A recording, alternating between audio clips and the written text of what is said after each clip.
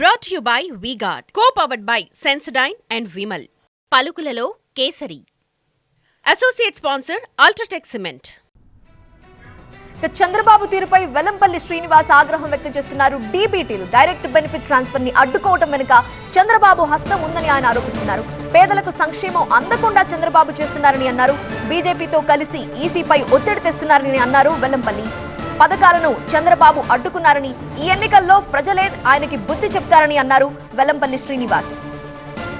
మరిన్ని వివరాలు మా కరెస్పాండెంట్ వసంత్ అందిస్తారు. సరే అండి, ఎలా చూడాలి? డీబీటీ స్కీమ్లకు సంబంధించిన వివాదం కొనసాగుతున్నది. లబ్ధిదారులు కోర్టులను ఆశ్రయిస్తున్నారు. ఏం చెప్తారు సార్? ఒకటి, మీరు మొట్టమొదటిగా పెన్షన్ నుంచి చూసుకుంటే కనుక వాలంటీర్ల వ్యవస్థని ఆపేయమని చెప్పని చంద్రబాబు తొత్తులు కొంతమంది ఉన్నారు. ఏదో మేధావులను ముసుగులో ఉండేవాళ్ళు దాన్ని ఏ విధంగా ఎన్నికల కమిషన్ చేసి వాలంటీర్ వ్యవస్థని ఈ ఎలక్షన్ కోడ్లో ఉపయోగించకూడదని చెప్పని అవ్వల్ని, తాతల్ని, దివ్యాంగుల్ని అందరినీ కూడా ఇబ్బంది పెట్టి, ఇప్పుడు పరిస్థితి ఏంటంటే ప్రతి ఇంటికి వెళ్తుంటే ఇంకా మా పెన్షన్ రాలేదు, మాకు ఇబ్బంది పడుతున్నారని చెప్పని గతంలో చంద్రబాబు హయాంలో ఏ విధంగా అయితే పెన్షన్లకు ఇబ్బంది పడ్డారో ఈ 2 నెలలు చంద్రబాబు చేసిన కుట్రలకి దివ్యాంగులు కావచ్చు, అవ్వాతాతలు బాధపడ్డారు. అదేవిధంగా ఇప్పుడు చంద్రబాబులాగా మీ పసుపు కుంకుమ అని చెప్పి ఎన్నికల ముందు ఇవ్వట్ల చేయూత గత 4 సంవత్సరాలు ఈ ప్రభుత్వం ఏర్పడిన కానీ చేయూత ఇస్తున్నాము. విద్యా దీవెన అనేది ఎవరైనా కానీ మేలో జనరల్గా ఈ అందరికీ స్కూల్స్ అన్నీ జాయినింగ్స్ ఉంటాయి, కాలేజీలకి జాయినింగ్స్ ఉంటాయి. ఇవన్నీ డబ్బులు కట్టాల్సిన టైం ఇది విద్యా దీవెన.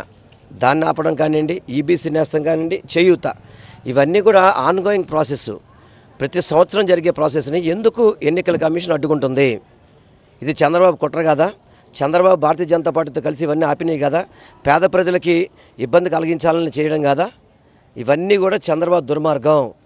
ఈ డబ్బులు ఏదేస్తే జగన్మోహన్ రెడ్డి గారు కోటేస్తారని చెప్పని ఒక దుర్మార్గపు ఆలోచనతో అటు నరేంద్ర మోడీతో ఇటు అమిత్ షాతో మాట్లాడి ఒక పక్క అధికారులు మారుస్తున్నాడు, ఒక పక్క పథకాలనే ప్రజలకు చేరవేయకుండా చేస్తున్నాడు.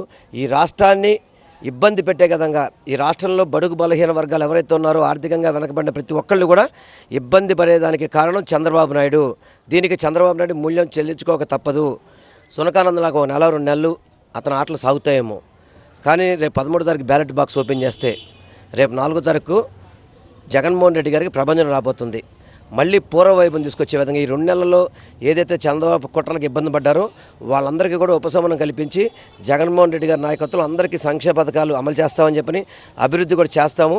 ఇటువంటి దిక్కుమాల రాజకీయాలు చంద్రబాబుని ఆపమని చెప్పని, ఎందుకంటే చంద్రబాబు నాయుడు భారతీయ జనతా పార్టీ నాయకులతో మాట్లాడే ఎన్నికల కమిషన్ మీద ఒత్తిడి తీసుకొచ్చి పేద ప్రజలను ఇబ్బంది పెడుతుంది. వాస్తవం ఇది. పక్క రాష్ట్రాలకు లేని ఎన్నికలు కూడా ఆంధ్రప్రదేశ్కి మాత్రమే ఎందుకు వచ్చింది? తెలంగాణలో ఒకలాగా, ఆంధ్రప్రదేశ్లో ఒకలాగా ఎన్నికల కమిషన్ అంటే ఎన్నికల కోడ్ ఉంటే దేశవ్యాప్తంగా ఒకేలా ఉంటుంది, రాష్ట్రానికి ఒకలాగా ఉండదు కదా? ఇది అక్కడ చంద్రబాబు లాంటి దుర్మార్గులు లేరు. ఇక్కడ చంద్రబాబు దుర్మార్గులు ఏంటంటే ఏ ఒక్కరూ సంతోషంగా ఉండకూడదు, నేను, నా భార్య, నా కొడుకు, నా కోడలు, నా మనవడు తప్ప అతనికి వేరే ఆలోచనే లేదు. మధ్యలో దత్తపుత్రుని కూడా జాగ్రత్త చూసుకోండి ఈ మధ్యకాలంలో. కానీ పేద ప్రజలకి ఇబ్బంది పడుతుంటే, పేద ప్రజలను ఇబ్బంది పడే విధంగా చేస్తున్న చంద్రబాబు ఇతనే చేస్తుంది. ఇదంతా కూడా చంద్రబాబే కారణం. ఈ పథకాలు ఆగడానికి ముఖ్య కారకుడు చంద్రబాబు నాయుడు. ప్రజలు తనకి తగిన బుద్ధి చెబుతారు. ఈ ప్రస్తుతం ఏదైతే డీబీటీ స్కీమ్లకు సంబంధించి ఆన్గోయింగ్ దశలో ఉన్నటువంటి వాటిని అడ్డుకోవడం వెనక పూర్తిగా చంద్రబాబు కుట్ర ఉంది. ఎన్నికల కమిషన్ పైన ఒత్తిడి తీసుకొచ్చి ఇటు డీబీటీ స్కీమ్స్ అమలు కాకుండా అడ్డుపడుతున్నారంటూ కూడా వైఎస్ఆర్ కాంగ్రెస్ పార్టీ నేతలు మండిపడుతున్నారు. కెమెరా పర్సన్ సురేష్తో Vasanth, TV nine Vijayawada. Brought to you by V-Guard, co-powered by Sensodyne and Vimal. పలుకులలో Kesari. Associate sponsor UltraTech cement.